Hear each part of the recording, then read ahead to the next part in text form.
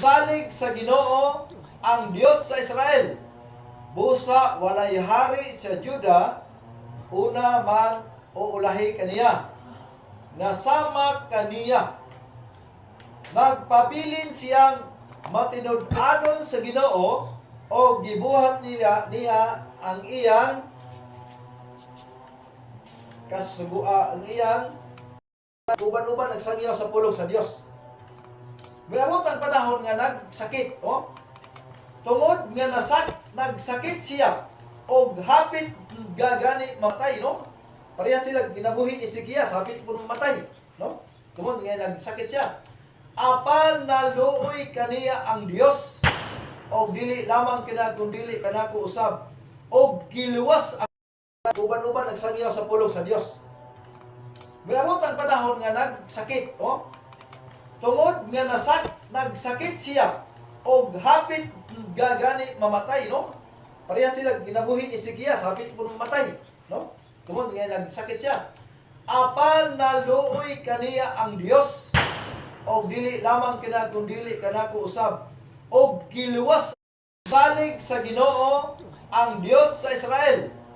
Busa walay hari sa Juda, una man o ulahi kaniya. Nga sama kaniya. Nagpabilin siyang matinud-anon sa Ginoo o gibuhat niya ang iyang kasugua, ang iyang gilalin ngadto sa langit aron siya dili makatagamtang sa kamatayon. Amen. No? Si Enoch sumala pa sa Biblia, di bayaw dito sa langit. Kinsa pa? Sa unang hari, dos hari. Usa si Enoch, no? Ang ikaduha. Ikaduhang hari, Kapitulo 2. Lamang sa Ginoo, maoy mo nga ginanang dalana. Sa ito pa, higpit kini nga dalan sumala pa sa Biblia, no?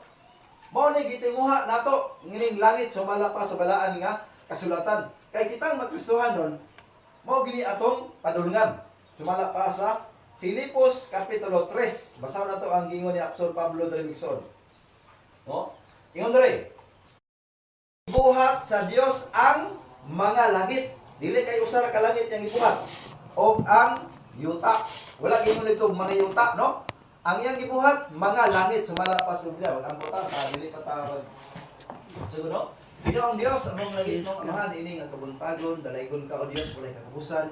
Panalangin ni o Dios kining ang mensahe karon. Yes, God. Dihugi ko Ginoo imong alagad